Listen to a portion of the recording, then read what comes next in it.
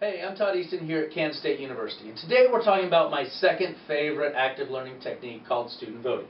Now, the purpose of student voting is to try and get a general-based knowledge of what the class understands or maybe what the class's opinion is. Now, it's done very simply. You present a multiple-choice question, and then you have the students vote. And the next couple slides we'll talk about different techniques to obtain that vote. Once you have the vote, you summarize the responses, and you may or may not ask for additional follow-up questions. So, for instance, who answered B? Why did you think that? Things like that. Now, if you're going to use student voting, you need to make sure that your lecture may vary based upon what the students' responses are. Because you're seeking their feedback, and if they're short and don't understand something, you want to then clarify that. And that's actually why I like it, is because you get the class feedback and you get to change the lecture to try and meet their needs a little bit better. Now, my favorite way to implement student voting is just by having students raise their hand. So, for instance, I could ask a question: what is the primary cause for individuals to behave unethically?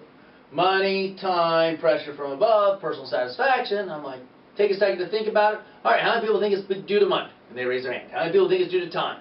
And you would go through, and by the time you get done, you say, all right, it looks like about 45% of you said money, about a third said time, and nobody said pressure from above.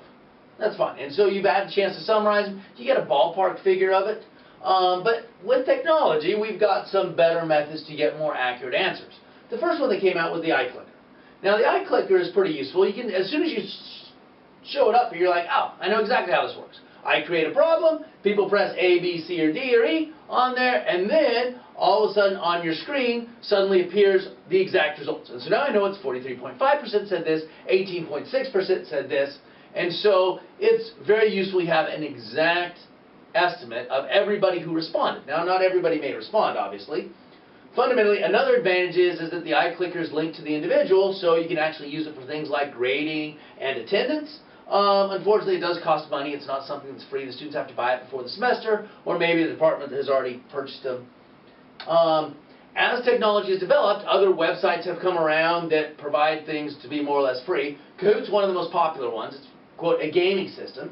And the way it would work is you would have people get the Kahoot app, then they text in a number, which is the number for the game that you created beforehand, and all of a sudden it would show up what is the primary cause for individuals acting unethically. And on their phone, they click the red button if they want money, they click the yellow button for pressure from above, etc. And all of a sudden, all the things show up on your screen, and you know again exactly the percentages of how many people voted for what and why. Well, and not why, but just what.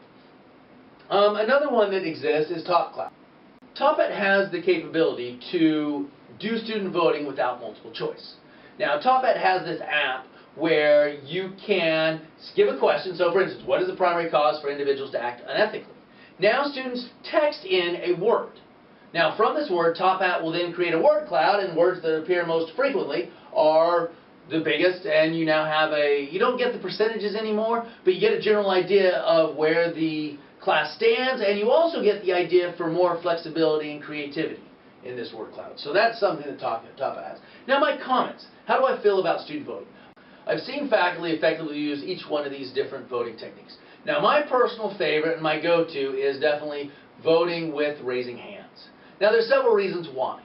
One of the first ones is that I don't really care about the percentages that much. I'm good with someplace between 40 and 50%, someplace between a half and two-thirds. All I'm really looking for is ballpark knowledge of the class anyway. My favorite reason is that it is such little commitment on my part. It takes no prep time. I can put the slide up there and ask the question, or if I want to, I can just say, hey, what's everybody's opinion on this? How many people say A, how many people say B? And suddenly, I can use it if I start to seem like I'm a little boring and people are falling asleep. Suddenly, they have to raise their hands. It makes them move. It gets them out of whatever they were doing, and so it might bring them back into attention. So that's why I like that. Now, nothing's perfect, and so some disadvantages. Obviously, not everybody votes. I've had student votes before where I've had like 3 people vote out of a class of like 70. I'm like, all right, now everybody's got to vote for 1. I didn't get enough. And so sometimes I do have to call for a second vote. Okay? Fundamentally, as you look at it, since it is viewable, there could be peer pressure and people may not want to vote as accurately as they feel. This also brings in the third point, is that it's not anonymous. That is, you can't ask very sensitive questions, something that people may not want to have everybody else know about things about which political party you are, things like that. Any of those things you can't really ask. Things I have seen people do is that they said, you know what, I just have people hold up A, B, C, or D on a piece of paper, and then that way the anonymity, besides from the faculty member, is gone because it's not, you didn't raise your hand at a certain time. So that was one way to use student voting that was rather clever, that actually maintained the anonymous idea with everybody. All right, hold up what you want, then you kind of scan the audience. Oh, there's about 25% A's, about 18% B's, and everybody holds it up at the same time, so nobody really knows who voted what. Now, related to technology, advantages. You get that exact, accurate understanding. Okay? Students participate in something different. Again, now they're getting out their phones, they're moving, that will wake them up, that will bring their attention back. Okay? Disadvantages. Obviously, IClickers, their batteries do run out occasionally. Somebody may not have their phone. Okay? Some of them aren't free. TopCloud has a subscription. So, things like that. The thing that scares me the most is I've now given the students the opportunity to look on their phone. Their phone is so much more entertaining than me every single time. And I've now given them the ability to look at that, oh, look who texted me while I'm trying to play this game. And so I'm always worried about that. And one of the other things that bothers me about the technology is the duration.